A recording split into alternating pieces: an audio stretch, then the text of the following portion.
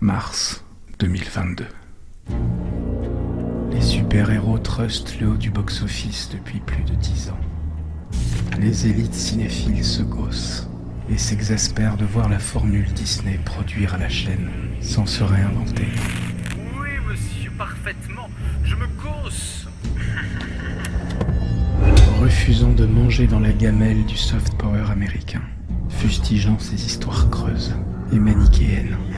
Les geeks trentenaires et les ados en redemandent toujours plus. Défendent bec et ongle leurs comics préférés sur les réseaux et se roulent par terre en hurlant, sitôt qu'on critique leur Marvel adoré, tels des fanboys hystériques qui s'insurgent comme si on avait insulté leur mère. Pendant que les sociologues se masturbent la tête afin de comprendre comment les super-héros sont-ils devenus si populaires, théorisant sur le transfert d'une génération qui ne croit plus en Dieu, mais qui attend tout de même d'être sauvée. Quant à moi, je ne peux pas être partout. Plutôt Marvel ou plutôt DC qui me demande. Qu'est-ce que j'en ai à la foutre?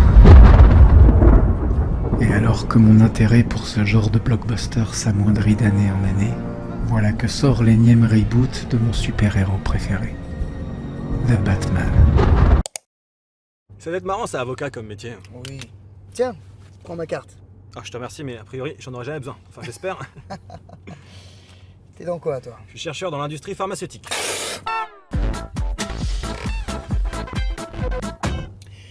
Tiens, prends ma carte quand même.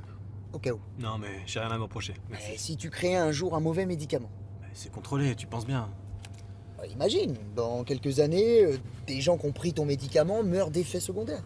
Ah, mais ça arrive, mais on les a pas forcés à le prendre non plus, hein. Ah non, tu peux pas te défendre comme ça lors de ton procès. Les jurés vont pas te louper. Quel procès? Je suis coupable de rien. Objection, monsieur. Êtes-vous sûr à 100% que vos médicaments ne présentent aucun risque? Oui. Enfin, je peux Non, pas... oui ou non? Oui, à 95%, oui. Ah, oui. j'ai ici des documents qui prouvent que des milliers de décès sont liés à la prise de ces médicaments. Votre honneur, je vous laisse en prendre connaissance. C'est pas moi. Vous êtes chercheur, Oui. donc vous confirmez participer de manière active à ce business. C'est pas moi qui prends les décisions, monsieur le juge. Ah, vous n'avez aucune responsabilité. Non, c'est-à-dire que Répétez ça en famille des victimes en les regardant dans les yeux. je suis chercheur. J'obéissais aux ordres, c'est tout. Comme les nazis. Exactement. Non. Ce sera tout, votre honneur. Donc voilà, ça se passe comme ça en gros, lors d'un procès. Et même si la mode est à la SF et au cyberpunk à Hollywood dans les années 90, la momie ne détonne pas complètement dans le paysage cinématographique de l'époque, puisqu'en 1999, les films d'aventure old school reviennent un peu à la mode, notamment avec le dessin animé Tarzan de Disney, ou Wild Wild West qui lui n'aura pas le même succès. En revanche, à l'aune de sa courte carrière, la momie a parfaitement sa place dans la filmographie de Stephen Sommers. Ce film lui permet à nouveau de retranscrire l'esprit des films d'aventure de son enfance, ceux de Michael Curtiz évidemment, mais aussi de la trilogie Sinbad, Jason et les Argonautes, Indiana Jones et bien évidemment la momie de Karl Freund. Enfin, Stephen Sommers s'est lui-même pris de passion pour l'Égypte antique, et il va mettre un point d'honneur à être le plus exact historiquement parlant. Most of this movie is based on real myths and real legends, even though it's a story about a 3,000-year-old walking, talking corpse. We wanted it to be as real and factual, if you will, as possible. Bon, ça ne veut pas dire qu'il y est parvenu, mais malgré l'aspect très fantaisiste de sa filmographie, on y retrouve toujours une certaine volonté d'authenticité. Par exemple, dans le livre de la jungle, les animaux ne parlent pas, contrairement aux autres versions produites par Disney. Fessiers et les biceps. Cette créature va nous servir de baseline qu'on pourra comparer avec celle des autres mondes.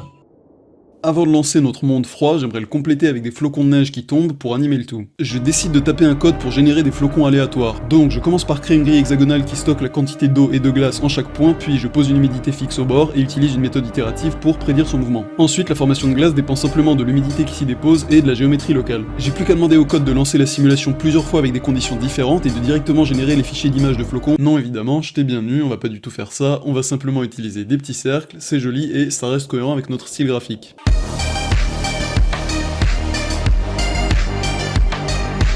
Je peux maintenant mettre tout ça ensemble et on a fini notre monde de glace.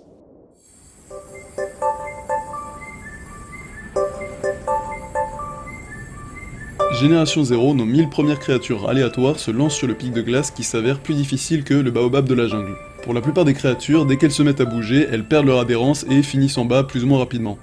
Certaines créatures s'en sortent un peu mieux. Par pur hasard, la numéro 12 est plus petite et donc moins lourde et a l'intelligence de pas trop bouger. Ça lui permet de rester en place contrairement à la majorité, on peut imaginer que c'est ce type de créature qui va survivre jusqu'à la génération suivante et se reproduire. Je suis dessinateur professionnel, c'est mon métier, et je suis pro-IA. Pire que ça, les anti-IA vont tuer les artistes. J'ai récemment publié une vidéo entièrement animée sur YouTube où je raconte mes dernières vacances. Ça m'a pris plus de 2 mois de boulot. Et parce qu'en plus de Photoshop, d'After Effects et de tout un tas d'autres outils, j'ai eu le malheur d'utiliser de l'IA, je me suis fait défoncer. Quand j'ai commencé le dessin il y a une quinzaine d'années, dessiner sur Photoshop c'était de la triche. Un vrai dessinateur, c'était papier-crayon, point barre. Et aujourd'hui, non seulement le digital c'est devenu la norme, mais c'est carrément inconcevable qu'un dessinateur il ait pas de tablette graphique.